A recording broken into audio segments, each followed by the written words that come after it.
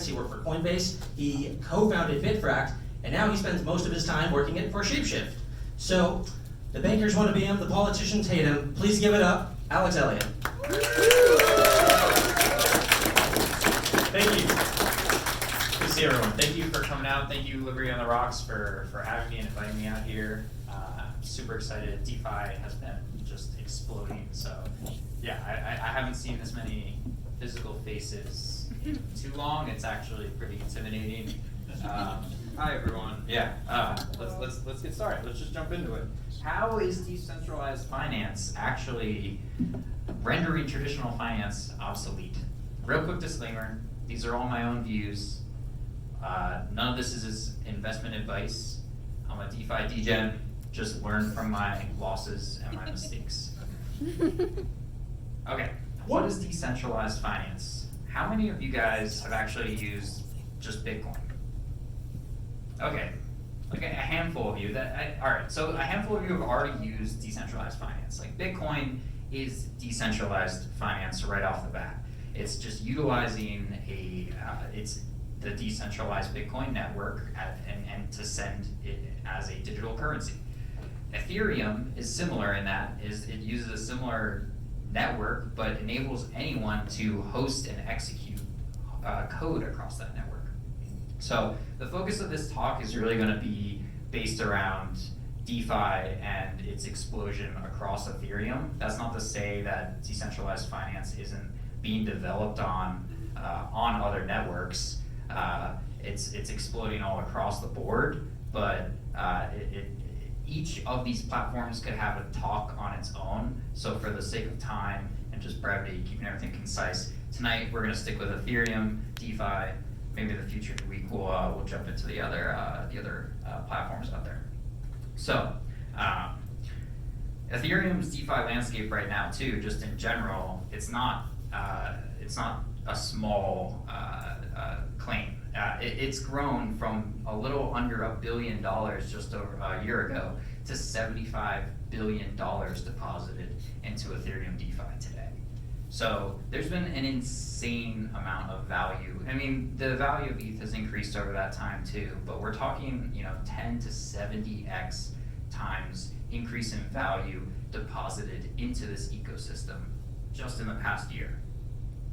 So, and this is across the board of products of stable coins, lending and borrowing markets, decentralized exchanges, derivatives, insurance, seeing like all sorts of products be developed in code and deployed to the Ethereum network that anyone can go and interact with permissionlessly, with no centralized control chiming in there. So let's dig into some of these categories. Stablecoins.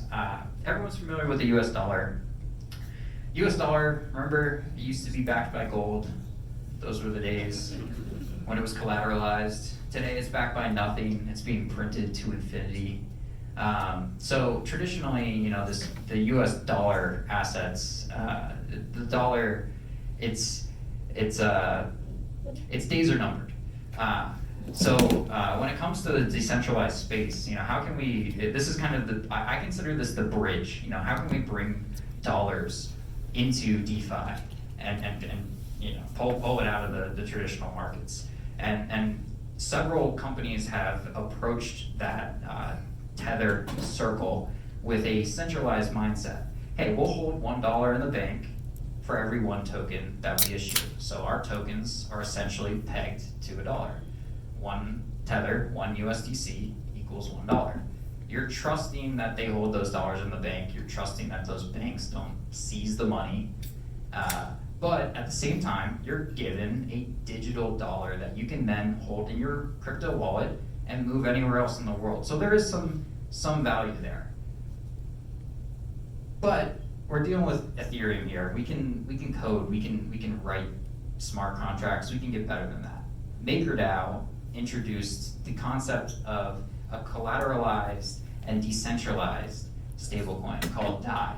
Now, anyone can come in, put up a crypto asset such as Ethereum as value, mint DAI into existence as a loan basically, and then go and do whatever they want with it. This is a decentralized stablecoin that has no government control, can't be censored, and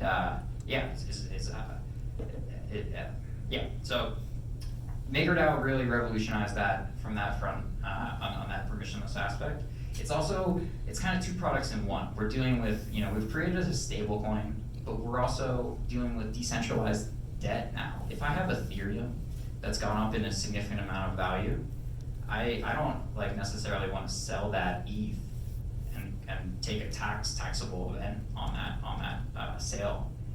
But with a system like MakerDAO, I can deposit my ETH, I can borrow value, US dollar off of it, I can go and buy a car, use that money without taking on a taxable event. I know ETH is going to continue to go up.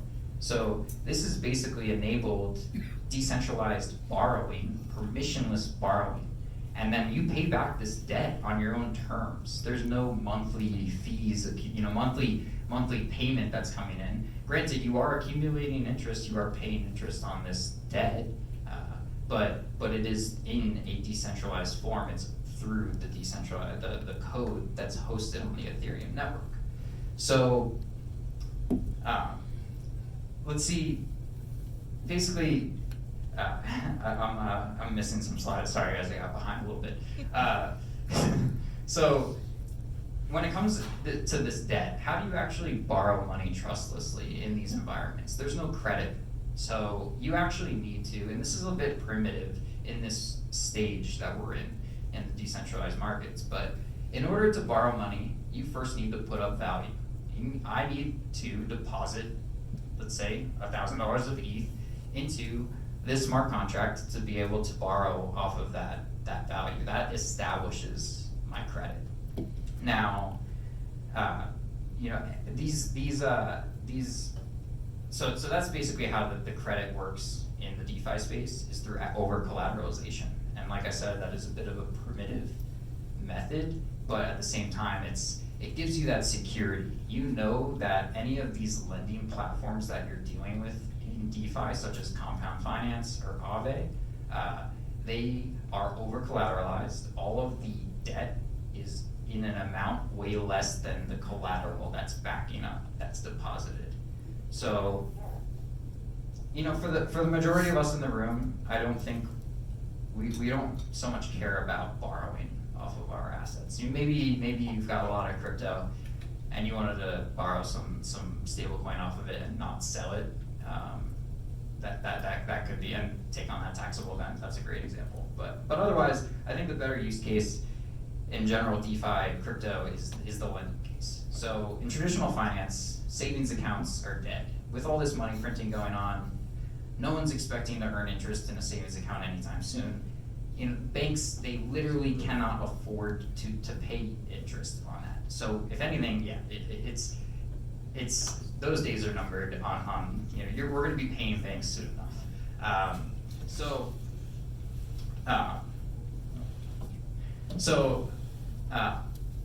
With these lending platforms, anyone can deposit, just by depositing your assets into them, you're automatically going to be earning interest. It's kind of beautiful the first time you do it. It's because, coming from the traditional world, if you want to earn interest, if you want to buy a bond or buy fixed interest debt, you're earning it. It's compounding by the month. You're getting paid out by the month, and then it's not as liquid. If you want to cash out, it's going to take multiple days to actually get to your bank account. With these loans, I can take a USDC, a stablecoin token, $100 of stablecoin, deposit it into this platform, earn 5% interest. It starts compounding by the second, the minute I deposit it, and I can withdraw it at any point in time. And so, that's really the beauty behind that.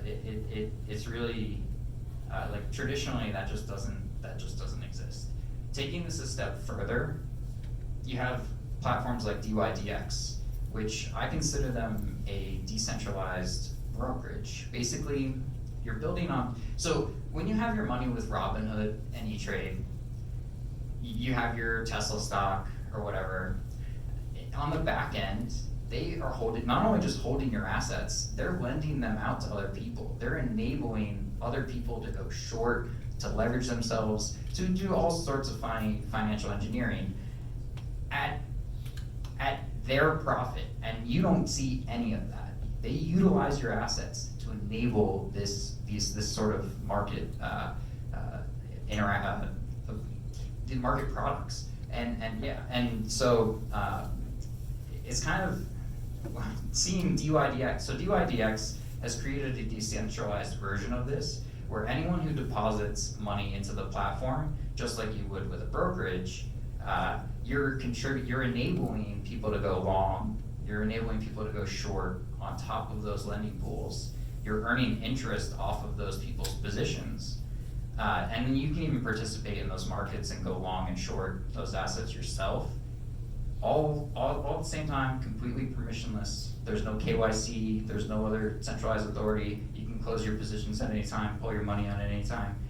And the fact that you just put your money in the system, you've enabled this product. You're getting paid for it.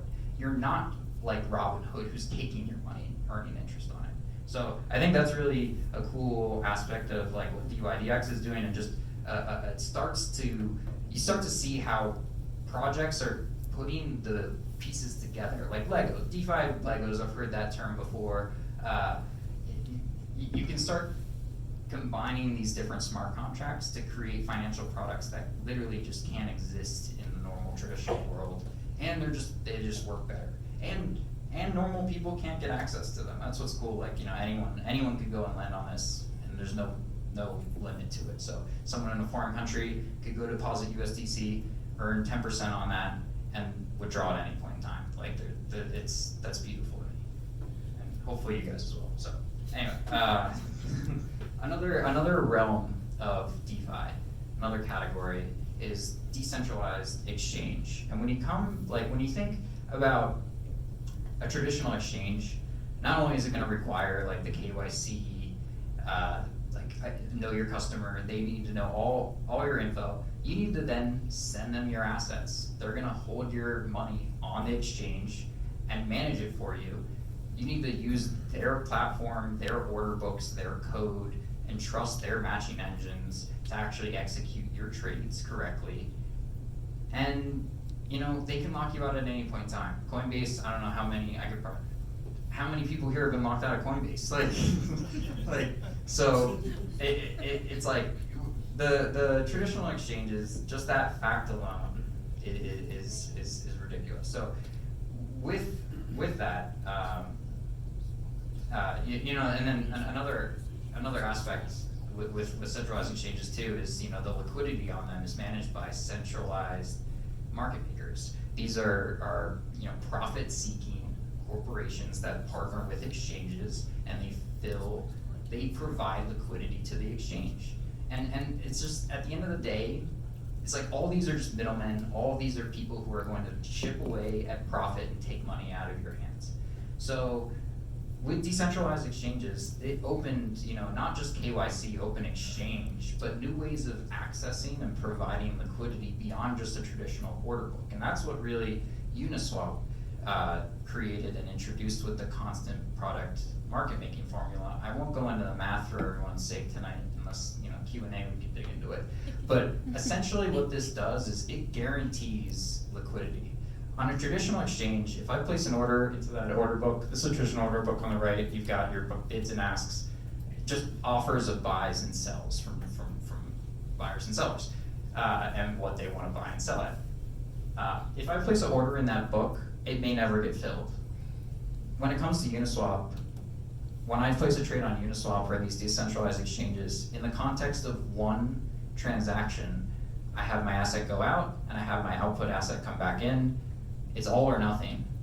And like that just, like, when it comes to the composability of these contracts, when you want to combine DeFi applications and have, trade on this exchange and close out this position on this exchange all in one transaction, you can't just place an order in a limit book and have it sit there. You can't place an on-chain limit order, it's not as efficient when you don't have the transactions per second there. So yeah, that was really the revolution when it came to these liquidity pools and the constant product market making formula with Uniswap, is there's no order books, you're guaranteed liquidity, and then on the fact that like anyone can come in who has value and provide liquidity, just deposit money to these pools. You don't need to actively manage the liquidity there. There's no active market makers who are also involved. It's just purely interacting with these asset pools. Yeah. So, asset management is another category I want to touch on when it comes to DeFi. This is, so like in traditional finance, a lot of you might be familiar with an exchange traded fund, like the SPY. That's, you buy this one asset and it gives you exposure to the S&P 500 index. It's basically like owning 500 stocks in one. But you're dealing with, well, first of all, you gotta hold this one asset with a brokerage. What's that brokerage doing? Automatically, they're lending it out, they're making money on your assets right off the bat. So the only way you can really interact and get with these types of this exposure in the traditional world is through these centralized exchanges in the first place. But at the same time, it's a great product. Like, who wouldn't want exposure to 500 assets in one? It sounds like a great idea. I mean, it's easy. So in the decentralized world, well, we can code that. We have. So Set Protocol introduced a series of smart contracts where anyone can define a fund and then go and launch that fund. One good example, the biggest example is the DeFi Pulse Index token fund, and it tracks the top 10 DeFi projects based on total value locked. So just by owning the DeFi Pulse Index token, you get exposure to the top 10 DeFi projects. Simple. Now, compared to its centralized traditional counterpart too, it's even better because you own that token full-heartedly in your wallet.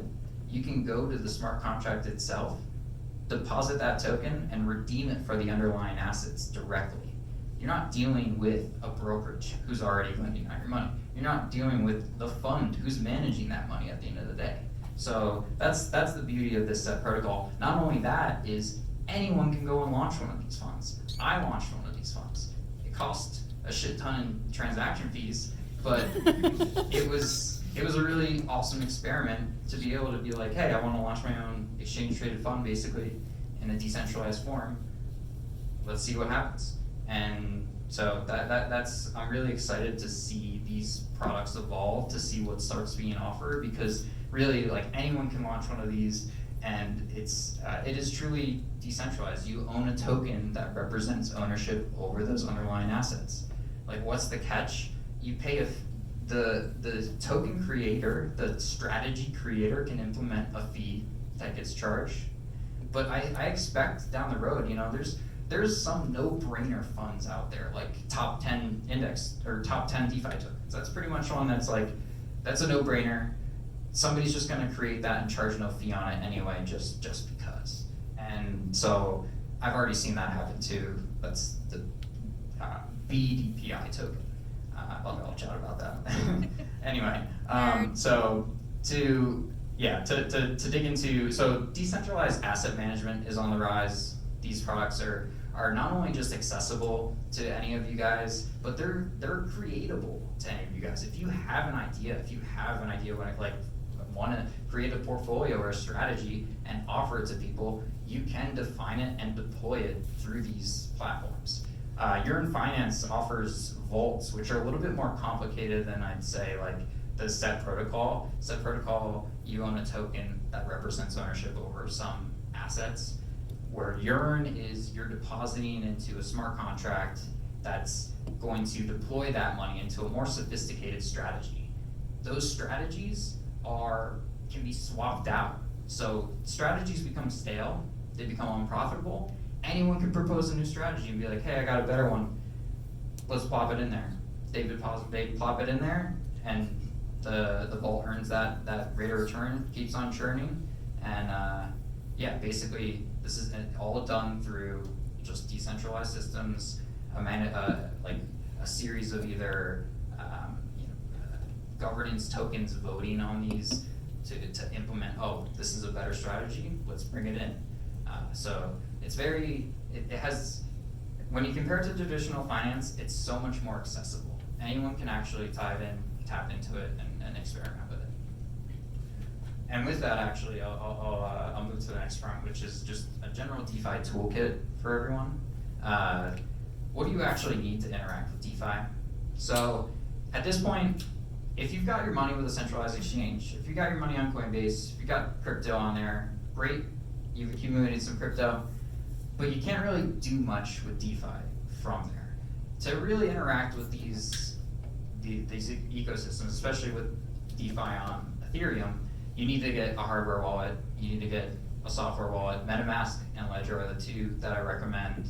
They are the ones that are across the board the most integrated with. So, and if you're not familiar with managing your own crypto assets, that is a whole beast on its own. So don't just go running into depositing your money off Coinbase to something like this. There's a lot of implications that are involved here. You are managing your own assets full-heartedly. If you send them to the wrong place, they're gone forever. So I don't know how many people are familiar with blockchain. I know Ken talked on that last couple of weeks back. So anyway, if you want to interact with DeFi, you need these wallets. That's bottom line. One of my favorite tools, my daily, hourly, probably go-to is Zapper. Let me pull up an actual account on here. Zapper is your DeFi dashboard. It lets you enter in any number of Ethereum addresses or Bitcoin addresses. And what it does is it pulls up the current value of those addresses. It pulls up all the assets, what they're worth, and gives you a snapshot of your portfolio in real time. So this is a DeFi whale, 0xB1. He's on Twitter. I don't know if some of you guys follow him. He's just like pretty public about his wealth. As you can see, his current portfolio just shy of $150 million on this single address invested across DeFi.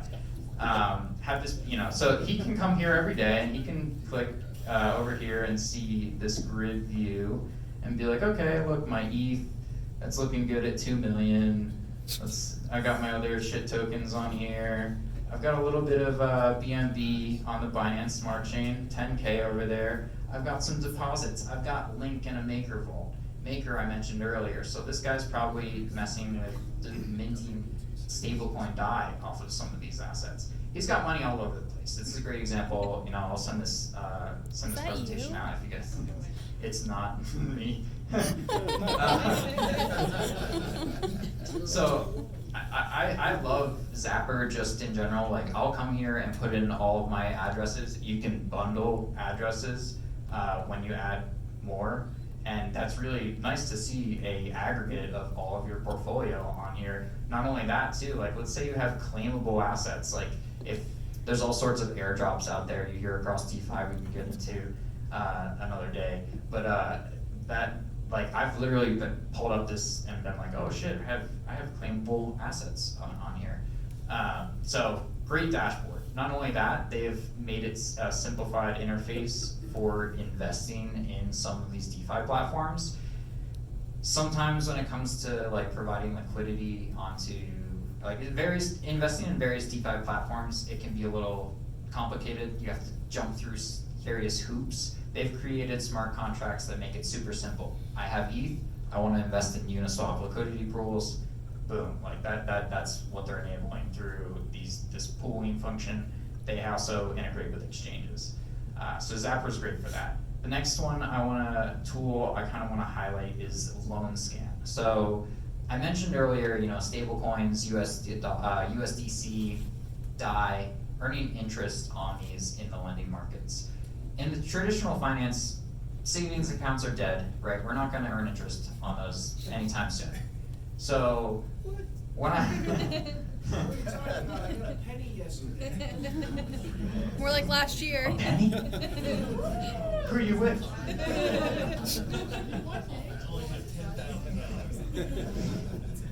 So I love loan scan just for like, it's like, okay, I get the question asked a lot, like, all right, I have X amount of money and I want to invest in crypto today.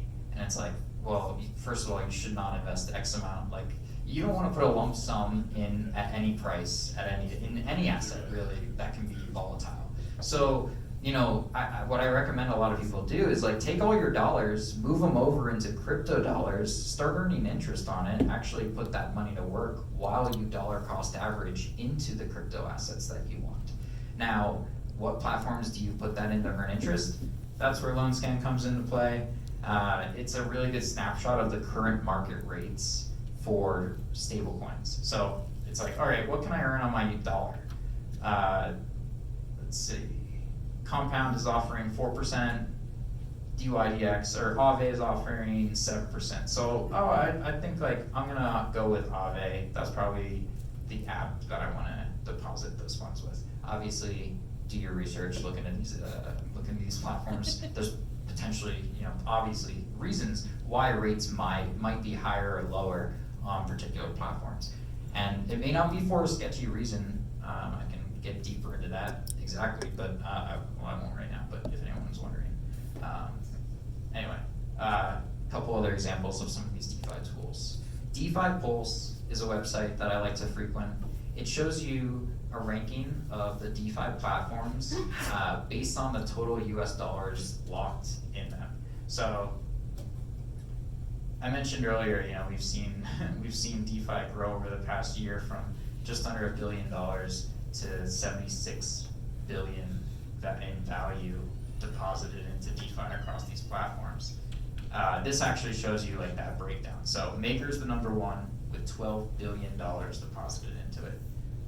Aave at number 2, Compound, so on. But I really recommend this website, just discovering new DeFi platforms, seeing what's rising in the ranks, what's actually attracting value to it.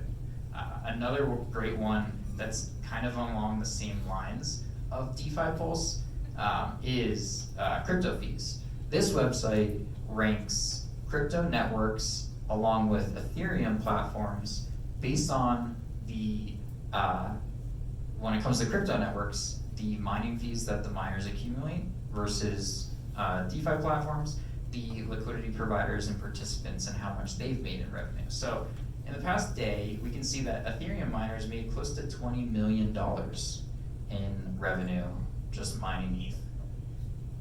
Uniswap liquidity providers, on the other hand, they made $4 million providing liquidity for Uniswap.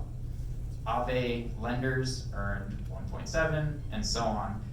One of the most interesting things that I like to do here is, you know, you look at how much all these platforms are making, how much all these ETH platforms are making, and you scroll down to the bottom, and you start seeing like, oh, here's Cardano, 14K in the past 24 hours. Litecoin, oh man, Tezos, Polkadot, man. So, like, some of the highest ranked market cap assets are earning the least amount of money for the actual participants. And yeah, I mean, I'll just leave it at that. That's I don't know, I don't even have a total opinion on that. Granted, it's definitely influenced why I spent most of this talk focused around DeFi on Ethereum, because it's generating the most money for the most people right now. You know, until that changes, that's kind of where, yeah, I see it falling at. Anyway, any questions?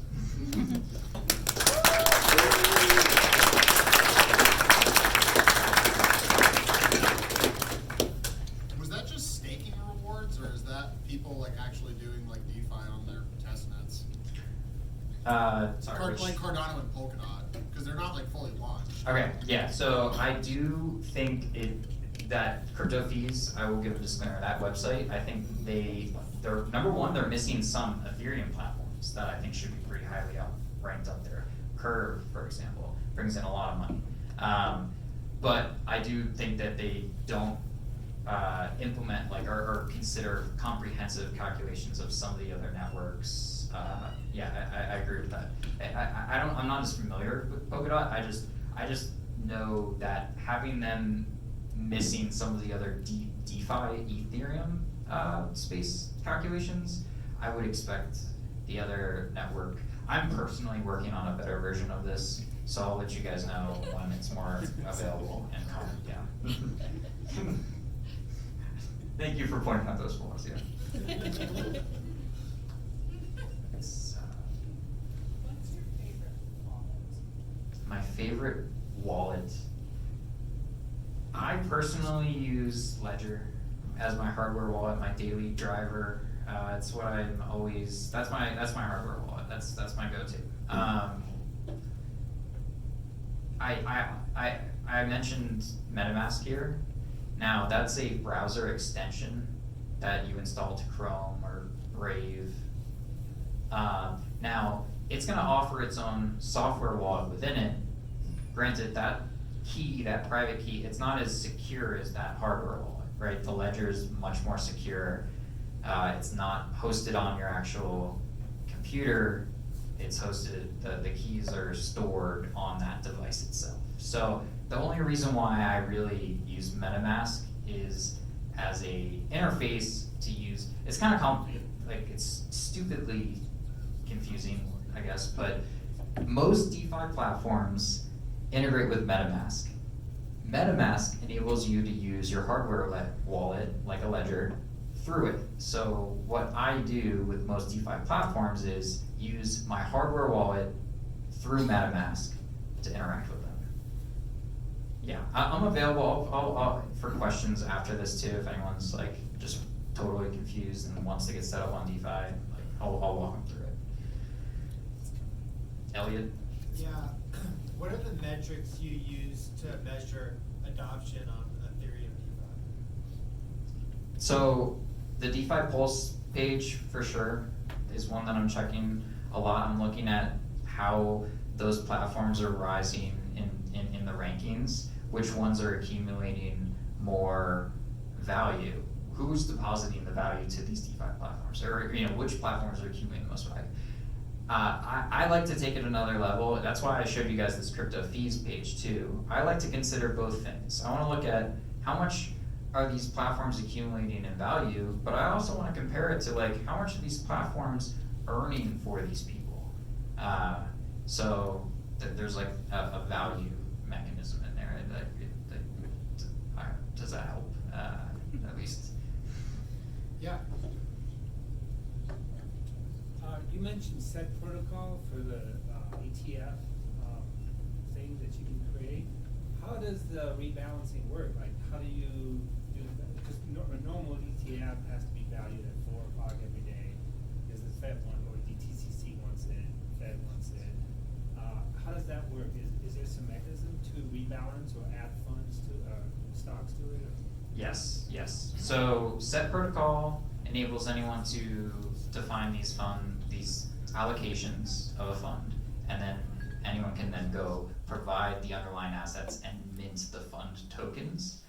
The rebalance is a built-in function that needs to be run by someone. So in the case of the DPI token, it has a governance platform called the Index Coop. So the Index Coop has a governance token, Index.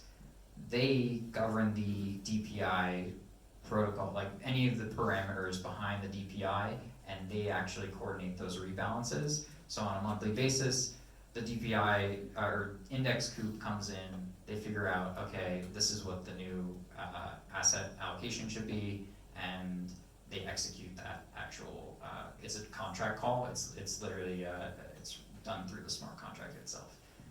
They, as the Index Coop, have permission to interact with the smart contract just as like a whitelisted address. Yeah. So if anyone's used Ethereum, we probably all know how high the transaction fees are. I did 2 transactions on Monday and that cost me $200.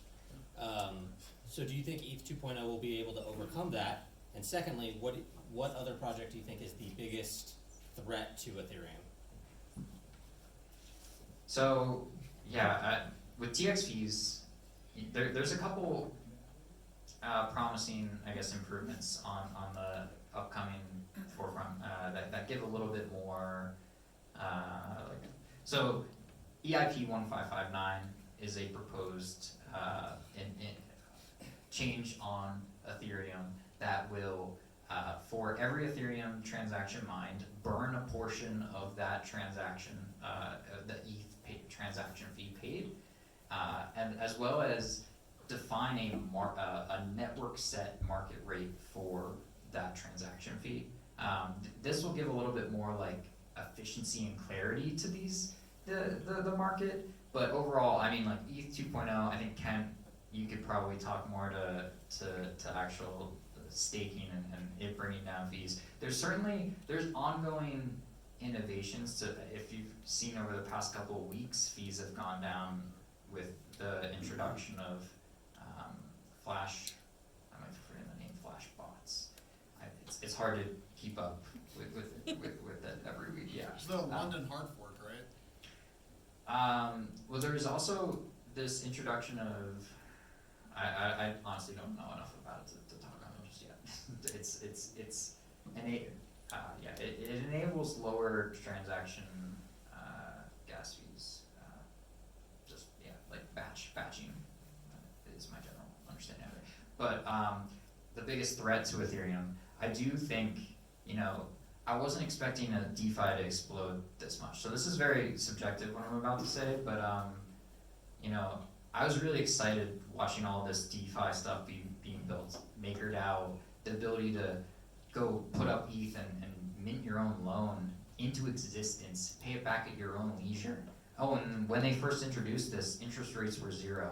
So anyone could just go experiment with this for free practically. And they're still really low interest rates, so it's still fun to experiment with. But when I think about the biggest threat, I think about Cosmos, Atoms, Tendermint, the Cosmos SDK and Tendermint as being a big threat. I look at the current space in DeFi on Ethereum and in general, and it has exploded to a concerning level where it's like, it's like ICOs back in 2017, and it's kind of like, I expect like, all right, there's going to be a crash, and this next cycle will be the uprising of those valuable DeFi platforms. Because what I've seen being developed as of late, practically to launching every day, it's crazy. It's just at a pace that's insane. So Cosmos, Tendermint, really interesting. That's like Thorchain. I didn't get to touch on much.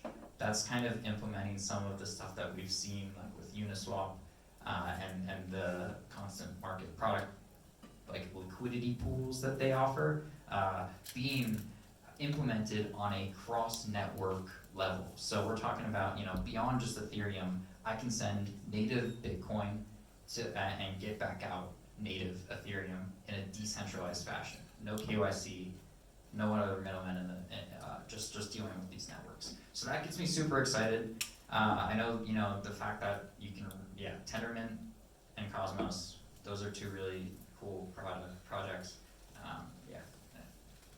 So kind of a related follow-on question. You live and breathe this stuff. You're a true degen, and this is a very fast-moving space. It evolves at a breakneck pace. If you were to project ahead a few years, how do you think the DeFi landscape will be different? What new features will it have? How will it have evolved based on just kind of what you've seen so far? Yeah, I think at first, so Maker launched, I want to go back to Maker, and Maker is the stablecoin project that created DAI. They created that it feels like ages ago. And when they made that, it was like, oh wow, guys, check this out. This is DeFi. And it only, even just last week, their price just surged. I feel like people are still catching on and being like, wow, this is a really cool project. They're doing some awesome stuff. So anyway, like it took a long time to go from like 5 projects to 500 projects, but I feel like, you know, if we fast forward, it will be distilled back down to a couple more robust. Like we'll have refined, we'll have figured out from these hundreds, thousands of projects that we're working on currently, like what actually works. Because right now it is very much experimental. Each of these projects that I brought up, I can bring up cons on them all day long. So it's very much like we're all just trying to figure out, like, how do we make a better system, and let's just try this. So yeah, I definitely expect a more distilled landscape. I hope for at least a more effective and useful, and a better understanding on some of these concepts. Because like I didn't touch on providing liquidity to Uniswap. I think we need to have a whole other talk on Uniswap. You volunteering? Sure. Because there's a lot of misconceptions when it comes to providing liquidity. I'll leave it at that. I won't get into the math today. Just understand there's more risks involved. It's not just like when yield farming, don't just chase those high APYs. It's not fixed income. You're not guaranteed that return. You know, you're trading that long-term HODL asset that you've been accumulating for however many years for an entirely different asset class exposure, or multiple asset exposures. So yeah, we need to have another talk on that. Are there instances of more complex type of DeFi's, like options and futures? Yeah. Because my impression is that they're not really decentralized, a lot of those offerings. So there are options markets that are evolving and becoming available. Smart contracts that have those offerings, and they're built in similar fashions to like how I mentioned DYDX. DYDX lets you go short on ETH, go leverage on ETH, and it works similar to how a traditional brokerage works. But based on its liquidity pools. So people are building similar options markets on these liquidity or lending pools, where anyone can provide, I can go put up money, earn interest on it, and at the same time on the back end of that, I'm enabling these products such as options. Insurance markets is another big one. Nexus Mutual is a good insurance provider. There's risks involved when you're investing your money in any of these contracts. There's always the chance that somebody has a bug in their code, and you see every day there's tens of millions, hundreds of millions that get stolen out of these contracts when they're drained. So the insurance is definitely potentially worth looking into as well. But it's fascinating to see this space evolve, because I've seen vulnerabilities. I've watched smart contracts get drained only to have like this decentralized community vote to make the people whole. Like literally take money out of their own treasuries, because these decentralized platforms are earning money on their own. They can take money and repay people that lose it. So just like how Binance is there's been hacks and things, and their centralized exchange, they can cover you with insurance. The same thing's been happening now on decentralized scale with decentralized or with just voters, with any of us voting and acting to make it right.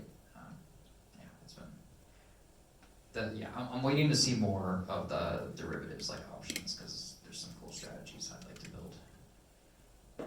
Last questions? Oh yeah. Can you speak on like I know like it was like last year the DAI sort of like missed its peg, right, when the stock market I think crashed, and like what are your thoughts on that? Why that happened, and then like I don't know, like, and what that means now, or I don't know.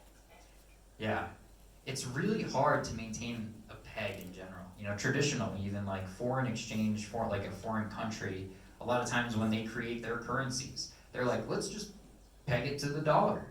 And it's hard. Like it's like they'll hold money in they'll hold US dollars in bank accounts and basically be like, hey, if you give us one of our currency, we'll give you back $1, and that's how we maintain the exchange rate. It's a centralized version of like what we've seen rebuilt in some of these DeFi platforms. And it doesn't really work. You know, a lot of the times what they wind up doing in most countries is saying, it's a soft peg. You know, we're gonna be in this range between of about $1. So, you know, when DAI lost its peg, it was, for me, it was a good, like, I looked at that as just like a stress test, right? Like, I mean, these are open markets, and like anytime DAI goes below $1, anyone who has minted DAI, has DAI debt, can go buy back that DAI at under $1 and go unlock their ETH collateral at a discount. Now, you know, on the other angle of that is, if DAI goes above $1, anyone with ETH can lock up ETH, mint DAI into existence for $1, and go sell it at a premium for over $1, and then go. So, yeah, there's those market incentives that are at play. I don't think, you know, it's a mature enough market to fully maintain that peg. I think that was a great, you know, example of how bad things can get. Those pegs may not always be maintained, and I think that's always a good reminder in these markets. Like, if you're leveraged on a stablecoin and you can be liquidated on that stablecoin's price, don't always expect that stablecoin's price to be $1, because open markets, they can, we just can't predict them. Anyone else? Last question. What are your thoughts on Dogecoin? I was waiting for this one. Yeah, Doge. If it gets people into crypto, I'm happy. But at the same time, you know, like I haven't looked at the Doge GitHub repo until like literally last night. And prior to that, though, I was like, when I looked at it like a few years ago, nobody had been updating that code for years, like 5 years of development. Nobody's touching that. Nobody's building Doge. So it's like, what are we talking about? Like, what's it doing here? You know, it's not replacing Bitcoin, you know, but like that's kind of, it's going to the moon, yeah. So yeah, I personally cannot, on principle, I don't have any Doge. I can't buy Doge. You know, it's like I look at it like penny stocks. You know, I see it's like they're gonna go up and down, and people are gonna make fortunes, but I just have like principles behind it, and when it comes to that, like I want to invest in things that are being developed on for like for the purpose of like futuring finance and you know and the world. So Bitcoin, Ethereum, Cosmos, we've got even Binance Smart Chain. We've got some. I'll give them a shout out. You know, it's enabling a lot of the same DeFi that's happening on Ethereum at lower transaction fees. So it's getting people able to actually use these platforms, get involved, and get their hands on it and see the magic that is decentralized finance, permissionless access to lending markets, borrowing markets, decentralized brokerages, whatever. Like that's the future where we are going to eat traditional finance, and the middlemen won't exist anymore. They'll be the travel agencies of so, yeah. Anyway, that's. Give it up for Alex.